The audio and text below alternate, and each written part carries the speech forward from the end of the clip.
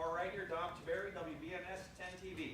You've had a couple days now to look back at it. Just overall, most things you were pleased with, things you feel you need to step it up with after one game. All glory to God first and foremost, but just looking at the film, definitely think we did some great things on offense, moving the ball when we had to. Definitely seen a lot more man than we expected, so just got to clean some up things with man-on-man routes, me bodying them up when the defender is all up on them. Just little things like that, but I felt like we did well with pass protection. Pass protection was amazing the whole night. My O-line did a great job, and they even dropped 9, and we still got a third down conversion. So I'm proud of my guys who just keep fighting, not knowing all the looks that we're going to get going into week 1. So especially a tough team like Notre Dame, number 5 team in the country, so it's kind of tough knowing that they're going to do some different things. And I felt like we handled it well all week at practice, so I'm happy with the victory. How about the grit that you guys showed, especially in the second half when you had to go out and win that game? And there was some old school football out there running the ball with Mayan and Previon. Just talk about the job that they did and knowing that you guys have that in the well. Yeah, I mean, it's a great feeling. I definitely think that that's something that we've been pushing since all season. Not just running the ball for 2 to 3, but trying to get 4, 5, 6 every play, and I definitely think that we did that. I know mine averaged 6 yards a carry. I know Trey probably averaged somewhere around there too. So even when stuff wasn't there, like they're running through people, which definitely think you need. But I think that we built that in the off season, just lifting weights and pushing sleds and doing things like that. We definitely changed the narrative on that. I felt this game, and one game doesn't define us, though. We got to keep doing it. So. Second row right, Doug Maurice, Cleveland.com. CJ, Coach Day was talking again about that play when you rolled out and found Mayan on the sideline. Can you just take us through that play and like what goes into that as a quarterback when you're escaping pressure and trying to find a guy? Yes, sir. It was a drop 8 coverage, so really 2 to 3 hole players. I just watched it on film, but when you have drop coverage and you have man coverage and you have hole players, it's tough to get cross routes going. So that was our concept. We had a crossing route, and so I'll read the widest defender. He ran out like it was man, so I go through my man principles. I first alerted mine. He had a wheel route, but mine isn't really a burner. So he was decently open at first, but I wanted to see what else could be open, so I kept going through my progressions. And then X kind of got bumped by his whole player, who was the Mike linebacker, number 27. And so as I did that, I tried to go back, but then I kind of felt a little pressure on my face, so I rolled out, went through. I knew it was third down, so I wanted to get the first down. I mean, I didn't want to turn the ball over right then and there because, I mean, if that's the case, then it's even worse. But even if we don't get it right there, it's fourth down, we punt, and then if they score, we got to get the ball back and go on a 2-minute drill and win the game. So, I mean, just being the competitive stuff I am and don't mind just being competitive, I just wanted him to come back down, which he did. We had that same rep during practice this week, and it didn't end up going like that. It was actually mine didn't run the route all the way. So this time he actually got it right. I seen him kind of through the corner of my eye, and I mean, I feel like it's something God blessed me with to be able to throw the ball and run a little bit. So just try to put in the best spot that he can get it where the defense couldn't, and mine did a great job getting his toes in. So it was a great play. Definitely, I feel like that it changed the game. Definitely put in the game more in our control. So it was amazing. I mean, you guys are often so precise in the passing game within structure. How important is it for a quarterback to be able to do that and keep the play alive? And how have you worked on that? How do you work on that? How have you worked on it this offseason to be able to do that in that situation? Yeah, we call it second part of the route here, basically scramble drill. That's probably like the universal term. So just working the scramble drill right then and there, just knowing the situation. I definitely think we've gotten better at situational football here, just knowing when to start down, knowing that we got to convert and when we don't. So I feel like that was really important right then and there in that game. I mean, and we made it happen, so I'm happy. Far left, Justin Holbrook, WCMH. When it's such a big game like that, physical, mental, emotional energy that you guys spend, come back on Sunday to the facility, how do you move on? How do you move off of the top 5 win and say, we have to go face Arkansas State now this week?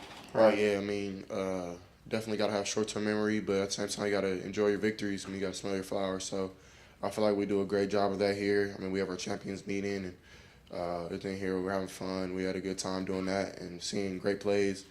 seeing EA light some dudes up on special teams was kind of cool, so it had us juiced up.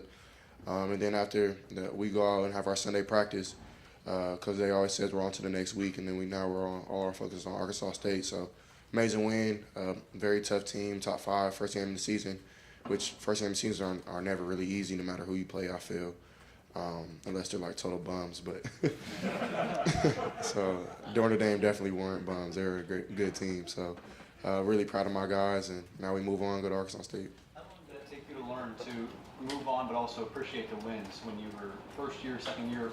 When did you start to learn how to go through that and make a routine out of it? Right, yeah. It was definitely tough for me last season. Just like we had a lot of big time games last year. I feel like that first game was really big, and I never really like celebrated the wins after until probably like week 6, week 7, and one of my close friends and actually my agent called me. He was like, "Bro, you got to start enjoying your wins, because like you work hard, right?" And I'm like, "Yeah," and you really don't realize like the work that we put in is kind of unique. It's very not a lot of people I think can do it. Like the work Coach Day puts in, the work I put in, Coach Wilson, just to get the passing game, the running game, just little things, and you got to just enjoy that because it's tough. You know what I mean? And to be away from your family and things like that, so you got to smell your flowers. Second row left, Stephen Hellwagen, 24/7 Sports. Yeah, CJ, I want to ask about Emeka. It seemed like the moment was calling for somebody to step up with Jackson not able to go, and just you were hoping that this would be a big season for him coming into a starting role. But that game and also everything leading up to it, what did you see out of him, I guess? Yeah, Mecca, even Marvin, both extremely hard workers, and both are always in the building, working on their game, doing something right. Even off the field, I mean, trying to just make sure their bodies are right. I mean, you see them, they're all buffed up, they're chiseled up. So that just shows how great they are with what they do and how serious they take it, even being so young. So Emeka, yeah, he got to show a little bit of what he can do, even though he can do more. And I feel like even in our past game that he fits it perfectly, him and Marvin. And I feel like that first game kind of just put a little taste to people's mouths of what we can do a little bit. But I feel like we'll do even more and more just with the work we put in and things like that. So Mecca and Marvin, they're two great young players, work hard, great routes, great body discipline, and different things like that. So just super excited to see what they do. Right behind him, Bill Landis, Rivals. CJ, going back to the play of mine, it looked like that ball sort of had some backspin on it, like it kind of got back to him on the sideline. Is that just random how it came out of your hand? Or are you doing anything with your arm angle or the pressure you're putting on the ball to make it do that to come back? I don't know. I don't know if it did that. That's cool if it did. I'm not sure. I just threw it. I threw it as trying to be as accurate as I could and just give him the shot to catch it where the defender couldn't. He did a good job of placing his body in the right place and giving me good numbers. I feel like when they give me their numbers, they want the ball. So he did a great job of doing that. Even Emeka had a play like that. The drive, I think, prior to that on the sideline again, where he kind of cut the defender off and put his numbers to me, and I feel like he wanted the ball, so I gave it to him as best I could. So I didn't try to do anything special. I think that's something that maybe God blessed me with. So I'm happy. With Marvin and Emeka, I think there's a point in the game with Marvin, the ball was a little short, like you told him to sit maybe a little more shallow than he did. And then there was the one that was behind Emeka where maybe it looked like you were expecting him to settle instead of keeping his route going. It wasn't pervasive throughout the game, just kind of 2 moments that stood out. But how do you, I guess, work through that kind of stuff with receivers sort of in between drives to make sure you're all on the same page with that? Right, yeah. I definitely think it's just conversation, just seeing what they see, seeing what I see. Definitely just gotta get through those things. I mean, me, Chris, and Gary, and Jax went through that last season. Just filling each other out, trying to make sure that we like what we're doing both ways. I mean, we all got to be on the same page. So it's just different things like that. Definitely not anything alarming. Just got to be better, best on my part. I mean, Marvin didn't do anything crazy. I just got to make that throw. Probably just make it a little harder, throw the ball a little harder. And then I'm not sure the one that Mecca you're talking about, but I mean, I'm pretty sure it was just conversation that we had on the sideline.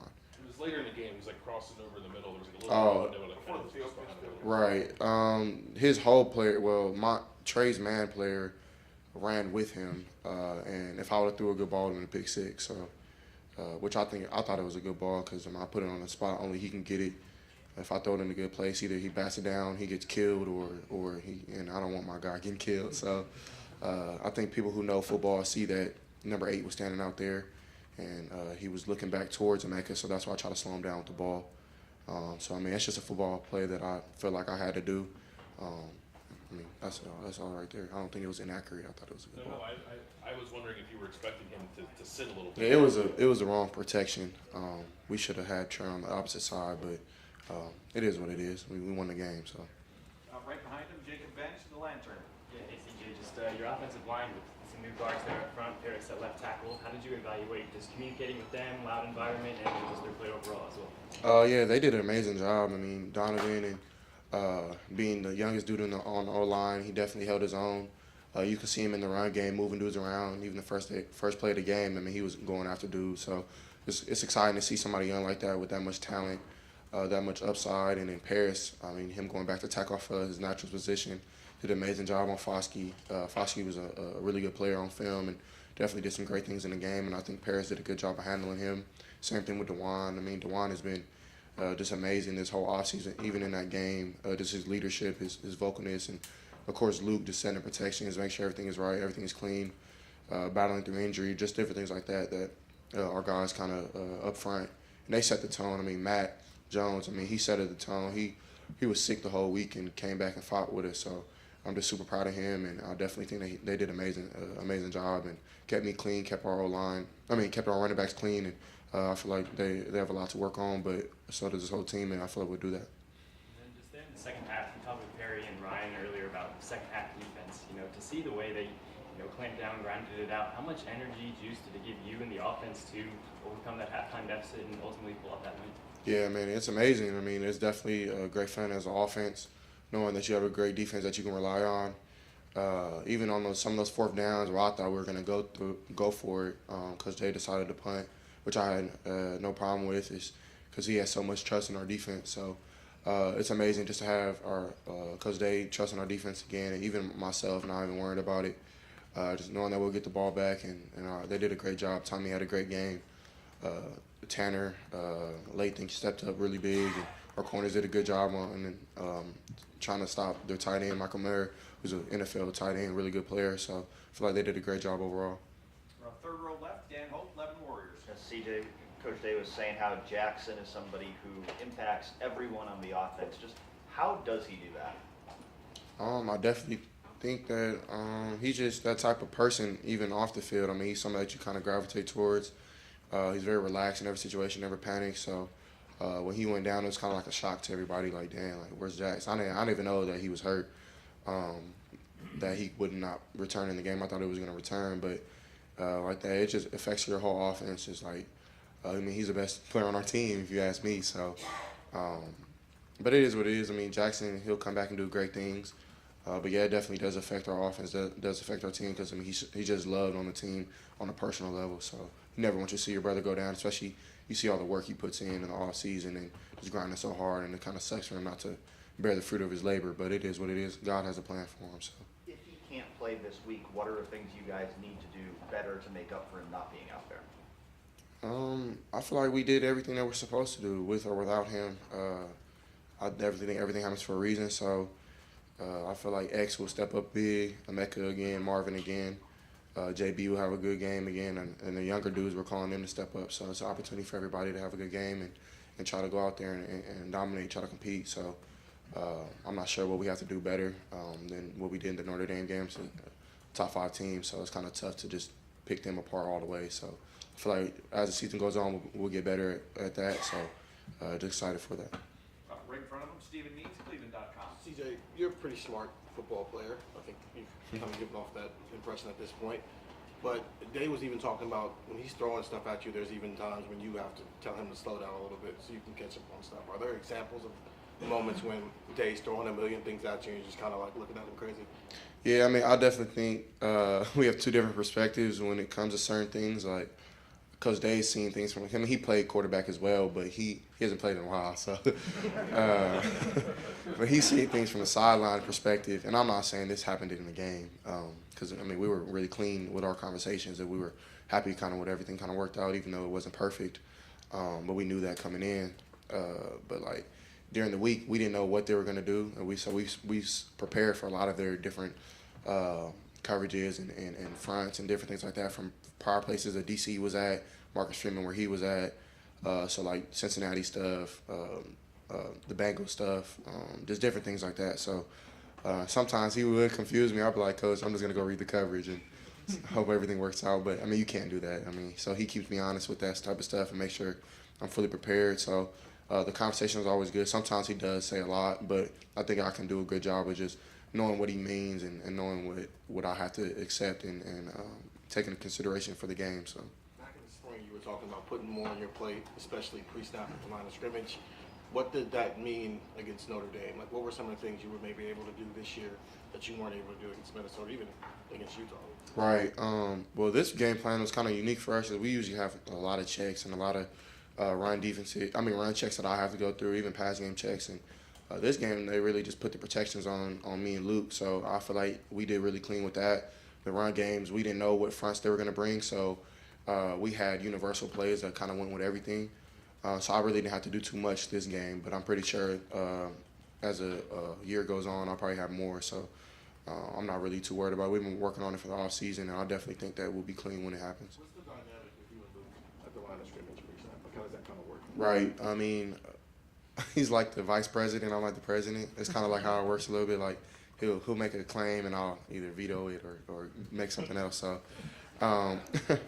it's the truth. Like he'll set a protection. Because, I mean, I'm seeing everything from bird's eye. He's down in the stance. So if I see a rotation or see somebody's triggering, then I can flip it or I can base somebody, which means just he's the ID now. And our running backs did a great job of pass protection. Kind of made us whole, seeing where everything is coming from. Because, I mean, they're in a scan protocol going from left to right. So definitely, if us three are on the same page, I mean, it all works out. Front row right, Joey Kaufman, Columbus Dispatch. CJ, when you were talking earlier about the throw to Mayan and escaping pressure, do you feel better handling pressure and being able to move this time than kind of escaping like a pass rush team did a year ago? I feel like last season I really didn't have those opportunities all the time. Even now I'm probably am a little more comfortable just moving around. I feel like I'm faster a little bit. My body feels bigger, so I mean I'm not worried about. And I wasn't worried about that last season, but I feel like I am more comfortable with my body and how it works now, being around like 218, 220. So. And I feel like I'm quicker getting out of the pocket on some of those things. So we worked on those things in the off season, and it just made me a little more confident. And then our players, they're really smart in those type of scramble drills. So I just try to keep my eyes up and make sure that everybody's happy. Because if I just take off and run, I don't think, and the receivers are wide open, then I mean I'm doing them a discourtesy. So I try to give everybody the rock. How much of that is just being faster and quicker, or having like a sense of where the rush is, and I guess how does that kind of like factor in play versus you being faster versus just sort of your pocket presence? I definitely think it starts with the pocket presence, just like knowing what type of rush, if it's 3-man, 4-man rush, or if it's a blitz where it's 5, 6-man, even 7-man rush. So even in that zero play with X, they brought zero, and I knew that I wasn't hot yet because they came from depth with 2 safeties, and I knew I was warm. So I just had to get it on my hands. So it's just knowing different things like that, like how many are coming. I mean, just feeling the pocket presence. So, and then a little bit have to do with my body and how I feel with that. Right next door, Tim Mays, letter in the row. Yeah, get back to that warm, hot thing. When you're up there and you see those 2 safeties, I think it might have been the first time the whole game they brought both of them. Maybe I'm wrong, but and you've got this Xavier Johnson sitting there. Is he seeing the same thing I am? Or what are you thinking there? I mean, just go through that whole thought process. Yeah, I mean, here's a guy that hadn't played much, you know. Right. I mean, Coach Day and Coach Fitch, somebody who I hold near and dear to my heart when I go through my game plan and things like that. He helps me out tremendously. So he always tells me to have a game plan for zero, and they didn't bring zero yet. So I mean, but I was ready for it because it was starting long. They like to bring it with Notre Dame. That was kind of their tendencies was bringing it 3rd and 8+. So as I'm going up to snap the ball, I just was wondering like, okay, what's my zero plan? And now that's what the play. So that play we called it earlier in the week, and I was talking to the guys like Jax, X, Emeka, because they play H. And I was like, if we get this play in 0, do this and that. So that's what he did. So it was kind of cool for it to kind of pay off because sometimes, I mean, we just talk and it doesn't happen. So for it to happen was kind of cool. So I just see them coming from depth, took my drop and just try to get on my hand. And X did a good job of setting a good route on his man and winning his route. So it all worked out. And like you said, I mean, this is Xavier that saw it too. I mean, you know what I mean? He's hardly played. I mean, it's just, is that kudos to him for keeping his head in the game all these years, especially, you know? Yeah, he's an OG, man. He's a vet. So he definitely knows the game. He sees it well. He never really has any MAs where he's missing assignments or kind of doesn't know where he's going. He always kind of knows what's up. So I didn't even give him a look or nothing, knowing that I didn't know he knew it was zero until like he made the move that he did, and I was like, okay, now he knows it's zero. So it kind of made the play happen. So it was cool for him to do that. Thanks, man. We've got time for just a couple more folks. Front, second row right, Nathan Baird, Cleveland.com. Coach Day was just talking about that it's nice to have a more experienced quarterback now because of the feedback you can give him during games. Some examples of that during the Notre Dame game where you felt like you made the offense better just by things you were able to go back and tell him? Yeah, I definitely was just letting them know just the fronts they were in. They were predominantly 4-down front until it was like 3rd down. A lot of man coverage. Then they would mix it up with a little 32-5, which is basically internal pressure with the two linebackers and a drop zone coverage. A fire coverage on the backside, on the back end. So just letting them know different things like that. We thought we were going to get a little more cover 2, a little more 6, which they did run. And a couple of those times we made the play happen. Just coming back to the sideline, give him more feedback, and because he's not able to see everything, and it's better, I feel like, for a player's perspective, to give him what I'm seeing on the field. So it ended up working out, and I feel like that's definitely helped me in my game, just making sure that we're on the same page with Coach Day and play calling. So it was well. Do you define success at this stage more by diagnosing like the zero blitz that you were just talking about than aggregate yardage or touchdowns or things like that? I kind of put our success on winning. I just want to win. I don't care how much I throw for touchdowns. It really doesn't matter. We did all that stuff, so I feel like we'll continue to do that. Hopefully we are the number one offense we want to be, but it's not our main goal anymore. We just want to win games. So, at the end of the day, it's all that matters. Is that how you decided you were a good quarterback that night, though? I guess maybe more the question. I feel like I did some good things. 70-something% throwing the ball. Had some missed throws. It's the first game of the year. Kind of still have your first game nerves and things like that. So, but when my number was called to make certain plays, I made them. So I feel like that's what I based my game on as well, on top of winning. So I feel like I did some good things. Definitely, you can always work on your game. So I'm never going to be perfect, and I never want that to be the case of me just thinking I'm perfect. So I think definitely our offense, we're humble, and we're just trying to continue to be the best we can be to win games. Any final questions? Third row right, Rob Oliver, Columbus Dispatch. CJ, you talked about this earlier. Next man up with Jackson, but when he's a friend, he's a good friend. What's your emotions when a guy like that goes down, not just for the team, but for you? It's just shocking, just to know, like I said before, this is the work he put in, and just for him. It's not nothing crazy. Like, he's not out for the season, thank God. So I'm not too worried about it. But it's just I wish he played. I feel like he would have had a great game. They were doing some coverages that we literally wanted for Jackson. So it kind of skewed our game plan a little bit, like taking shots and different things like that. So we definitely had to be smart with the ball on my part. So it definitely was tough. But at the end of the day, we won. Jackson, after the game, I talked to him. He was extremely happy for us, happy for him with the team. And, of course, he wanted to do more and want to be more a part of the game. And he will. Everything will be fine. He'll be good to go the next coming week. So. How do you deal with that? You've been in that situation. He's hurt. When you're hurt, you want to play. Players want to play. If the doctor says maybe no. What's that discussion like with the head coach? You had it last year. Is it just really tough to? Yeah, it's tough. Because just being competitors and being, I feel like we both have dog mentalities where we want to dominate every time we step on the field or court, whatever it may be. So I definitely think it's tough, but you got to be smart. It's the longevity of the season. It's the first game of the year. I know. It's Notre Dame. You definitely want to play. You've been dreaming about these type of moments your whole life. So it was tough for him, and last year it was tough for me. But you got to be smart. Definitely, you want to be a young pro.